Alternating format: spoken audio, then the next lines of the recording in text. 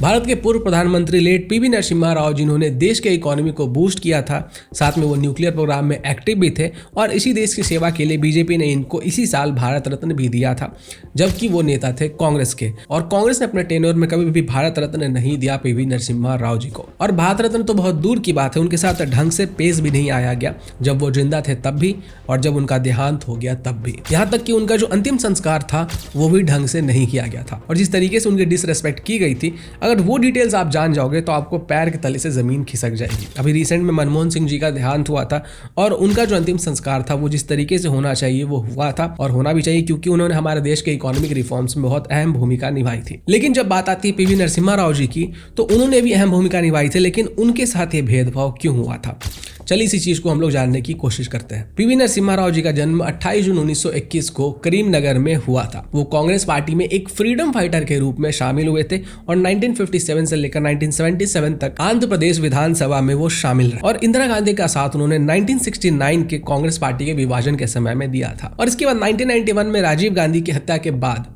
राव को कांग्रेस पार्टी का नेता चुना गया था और वो भारत के 9वें प्राइम मिनिस्टर बन गए थे। और इसके साथ साथ वो पहले ऐसे नेता थे जो साउदर्न पार्ट ऑफ भारत से आते थे और नेहरू गांधी परिवार के बाहर से पहले नेता थे जो लगातार 5 साल तक प्राइम मिनिस्टर बने रहे। नरसिम्हा राव जी ने फाइनेंस मिनिस्टर मनमोहन सिंह जी के साथ मिलकर 1991 में बहुत सारे इकोनॉमिक रिफॉर्म्स की शुरुआत की थी, जिससे कि भारत के इकोनॉमी को लिबरलाइज किया गया। पहले क्या होता था कि जो की पोजीशंस होते थे वहां पे जो ब्यूरोक्रेट्स होते हैं या फिर जो नॉन पॉलिटिकल फिगर्स होते हैं उनको कभी भी नहीं रखा जाता था, लेकिन इस स्टीरियोटाइप को पीवी नरसिम्हा राव जी ने ही तोड़ा था मनमोहन सिंह को फाइनेंस मिनिस्टर बनाकर। ये रिफॉर्म्स इंडिया के इकोनॉमिक क्राइसिस से बचाने के लिए जरूरी थे और उन्होंने फॉरेन इन्वेस्टमेंट, कैपिटल मार्केट्स और ट्रेड रिजीम को सुधारा था और इंडस्ट्रियल लाइसेंसिंग के ऊपर भी काम किया था और इसके कारण इंडिया में फॉरेन इन्वेस्टमेंट भी बहुत तेजी से बढ़ा था। लेकिन कांग्रेस में रहकर देश की सेवा करने वाले काम करने के लिए नरसिम्हा राव जी को इस चीज का खामियाजा आगे जाकर भुगतना पड़ा। अब बात कुछ ऐसी थी कि नरसिम्हा राव जी किसी की सुनते नहीं थे। 1992 में बाबरी मस्जिद को गिराने के लिए कांग्रेस पार्टी ने राव जी को दोषी ठहराया था। हुआ ये था कि जब PV Narasimha Rao prime minister थे तभी ये सब कुछ हुआ था और जब उनसे इस बारे में पूछा गया तो उन्होंने कहा कि जो कुछ भी हुआ है वो अच्छा हुआ है। 1993 के बाद राव ने सोनिया गांधी से मिलना बंद कर दिया, जिसके कारण कि सोनिया गांधी कहीं ना कहीं चिढ़ी हुई रहती थी और राव के ऊपर जेएमएम ब्राइबरी केस में करप्शन के आरोप भी लगे, लेकिन बाद में दिल्ली हाईकोर्ट ने उन्हें बरी कर दिया था। और 1996 के चुनाव हार जाने के बाद राव ने प्राइम मिनिस्टर पद से इस्तीफा दे दिया और बाद में पार्टी के चीफ से भी उन्होंने इस्तीफा दे दिया और कह सकते हैं कि इसी के बाद कांग्रेस पार्टी ने उन्हें पॉलिटिकल आउटकास्ट बना दिया। पॉलिटिकल आउटकास्ट का मतलब होता है कि हर जगह से इग्नोर किया जाना और ये चीज कहीं ना कहीं उनके बाबरी डिमोलिशन के सपोर्ट के कारण भी था, क्योंकि कांग्रेस राम मंदिर बनाने के सख्त खिलाफ थी और पीवी नरसिम्हा राव चाहते थे कि वो अगली बार जब पीएम बन के आए तो वहां पे वो राम मंदिर बनाए और शायद इसीलिए उनको इतना कुछ झेलना पड़ा और बाद में उनका पॉलिटिकल करियर ही खत्म हो गया। और 1998 में सीतारामम केसरी के नेतृत्व वाले कांग्रेस पार्टी ने तो पीवी नरसिम्हा राव जी को पार्टी से टिकट देने से ही मना कर दिया और इसके बाद जब पीवी नरसिम्हा राव जी का निधन हुआ तो कांग्रेस पार्टी ने तो उनके पार्थिव शरीर को कांग्रेस हेडक्वार्टर जाने की ही अनुमति नहीं दी। अब होता यही कि जब भी कांग्रेस पार्टी के किसी लीडर का देहांत होता है तो उनके पार्थिव शरीर को कांग्रेस पार्टी का जो हेडक्वार्टर है वहां ले जाया जाता है ताकि जो कार्य करता है वो उन्हें श्रद्धांजलि दे सके और ये चीज सभी के साथ होता था, लेकिन पीवी नरसिम्हा राव जी के पार्थिव शरीर को कांग्रेस हेडक्वार्टर्स में लाने से ही मना कर दिया गया। जब उनका पार्थिव शरीर गाड़ी में हेडक्वार्टर्स के बाहर वेट कर रहा था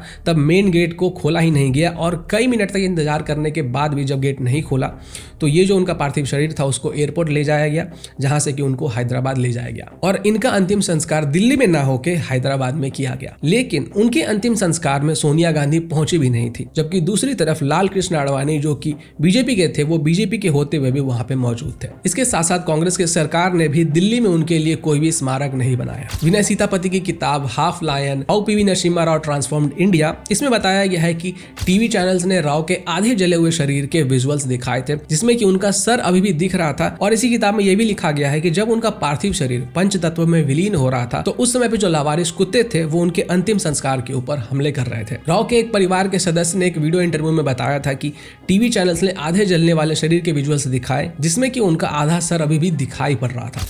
Around 11 o'clock we were about to retire for bed. My sister called up and she was sounding very upset. I said, "What's the matter? Why are you so upset?" I asked her. He said, "Did you see the TV?" I said, "No, I haven't. What's the matter?" And she said, "No, why don't you put the TV on and see it for yourself?" I said, why don't you tell me what's the problem? They said, no, they are showing some very disturbing visuals of half-burned body and some stray dogs there loitering in the burial ground.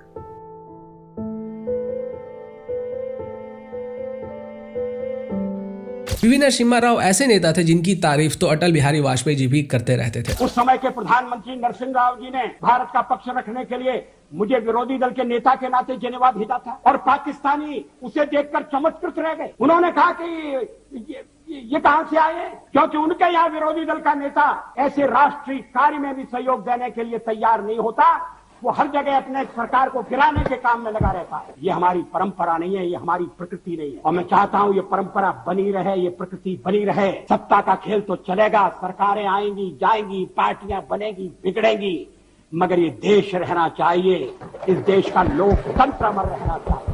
और 2024 में BJP की government ने PV Narasimha Rao ji को भारत रत्न से सम्मानित किया था, जो कि उनके बिहाफ उनके बेटे ने प्राप्त किया था। इसके साथ साथ लोग ये भी बताते हैं कि कांग्रेस पार्टी इकोनॉमिक रिफॉर्म्स के लिए जो पूरा क्रेडिट होता है वो सिर्फ नेहरू गांधी परिवार को देना चाहते थे और इसी चक्कर में पीवी नरसिम्हा राव जी का जो योगदान था उसको कहीं ना कहीं पीछे धकेल दिया गया। तो आखिर कांग्रेस पार्टी का पीवी नरसिम्हा राव जी के प्रति ऐसा रवैया क्यों था और इतना कुछ करने के बावजूद भी उनके साथ ऐसा बर्ताव क्यों हुआ, जब वो जिंदा थे तब भी और जब उनका अंतिम संस्कार हुआ तब भी। मुझे नहीं लगता है कि भारत के इतिहास में इस तरीके का व्यवहार कभी भी किसी नेता के साथ किया गया हो। एक तरफ हमारे देश के अंदर ऐसे भी लोग हैं जो आतिक अहमद जैसे गैंगस्टर के जनाजे में जाते हैं और वो भी बहुत भारी संख्या में जाते हैं, लेकिन वहीं पे जब एपीजे अब्दुल कलाम सर का देहांत हुआ था तब वहां पे बहुत कम लोग दिखाई पड़ रहे थे। तो मेरे नजर में 2-3 रीजन है जिसके कारण कि पीवी नरसिम्हा राव जी के साथ इस तरीके का व्यवहार किया गया। सबसे पहला कि वो पहले नॉन गांधी फैमिली के प्राइम मिनिस्टर थे जिन्होंने अपना पूरा कार्य पूरा किया था। बाबरी मस्जिद के तोड़ने को सपोर्ट करने के कारण और राम मंदिर बनाने की प्लानिंग के कारण